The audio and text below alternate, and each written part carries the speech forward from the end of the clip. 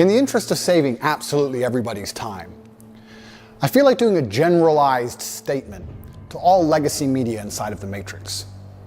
And I'm doing it to save their time and mine, as well as protect the minds of the masculine youth for the future. I want to make it very clear that the legacy media, which I enjoyed the company of today, have made a massive mistake and missed a chance to do some genuinely interesting journalism. After being unfairly incarcerated in a Romanian dungeon, I thought that even the BBC, in its absolute arrogance and hubris, would be smart enough to come to me after 6 months, being the first interview I gave to the Matrix, and be smart enough to ask questions people were genuinely interested in. What's it like inside of a Romanian prison cell? How were you treated? Why was a person's liberty deprived of them for 6 months without charge? How is your mental state post your unfair incarceration? Things people are genuinely interested in hearing. But instead, they came with the same old talking points.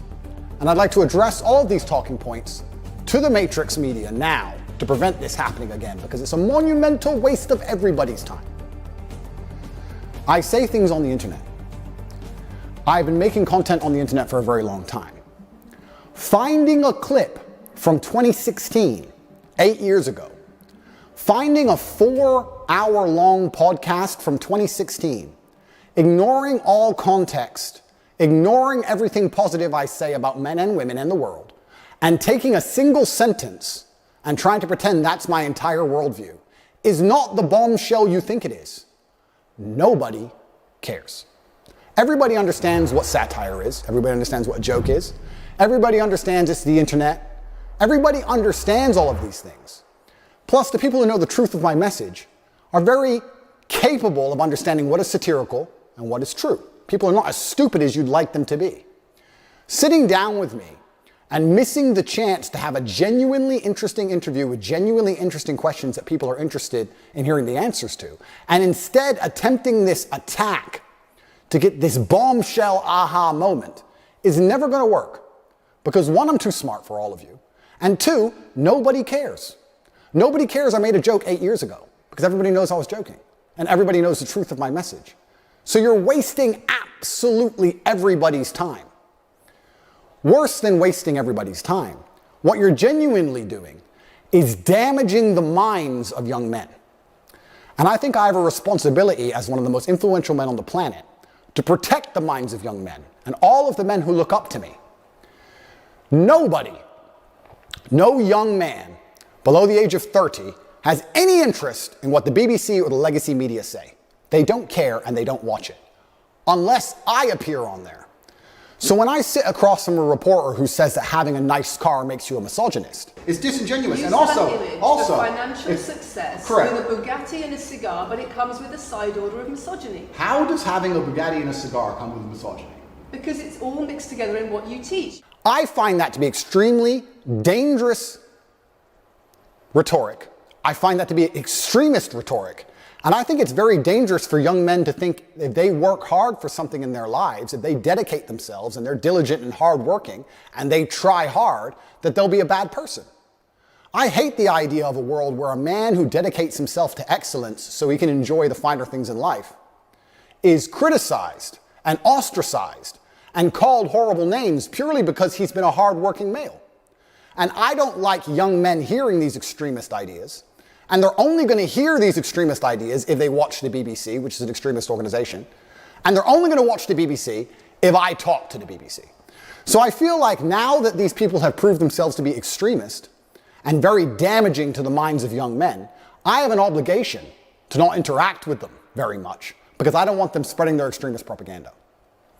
We have a men's mental health crisis. Young men are disenfranchised. The suicide rate amongst men is much higher than women, and everybody pretends to care. But when I come along and say, I am a man, I've been a man, I know how it feels to be a sad man and a happy man, and I found happiness through masculine achievement and strength, through working hard in the gym, through dedicating myself, through building a life worth living, through taking care of the people who I love, both male and female, through becoming financially successful, through sticking up for myself, through having opinions, through through being a man of honor and courage, when I do these things, I'm ostracized and they're attempting to destroy my life. This goes beyond a few media interviews. They are attempting to put me in jail and destroy my life because I am helping young men. They don't care about men's mental health. They have no interest at all. In fact, the ideas they purport, like I've just explained, are genuinely damaging to the mindset of young men. On top of this, they waste everybody's time because their aha moment never works. Nobody's interested in it, and I destroy them with ease. But my hourly rate is high. It's not very fun for me to do. I just do it. It has to be done, but I don't particularly enjoy it. I allowed you into my home. I'm doing you a favor, giving you the first interview I'm giving to the public. You don't come here with a position of authority. You're not the police. I don't respect the BBC. I don't know you. You do not come here with a position of authority over me. We are equals. We are people. We're citizens of the world, and we sit here as equals. And I see you as my equal, and if you ask me questions, I can ask you questions back. For you to come here and sit down and pretend you're the Gestapo, and that you don't have to answer my questions, is disingenuous because I don't owe you anything. Asking questions and you answer. But I don't owe, no. However you want. This is a conversation, and I don't owe you any degree of authority over me. So let's make that clear. And that doesn't matter if you're a man or a woman or from the BBC or the CNN. I'm here to answer your questions and be honest with you and do you a favor. Great. And I'm doing you a favor. But you come here with loaded questions, you're trying to paint a narrative of me which is negative. I'm asking you about things you've said that people are concerned about. And that's fine. For you to come here and sit down and pretend you're the Gestapo and that you don't have to answer my questions is disingenuous because I don't owe you anything. Asking questions and you answer. But I don't owe, no. However you want. This is a conversation, and I don't owe you any degree of authority over me. So let's make that clear. And that doesn't matter if you're a man or a woman or from the BBC or the CNN. I'm here to answer your questions and be honest with you and do you a favor. Great.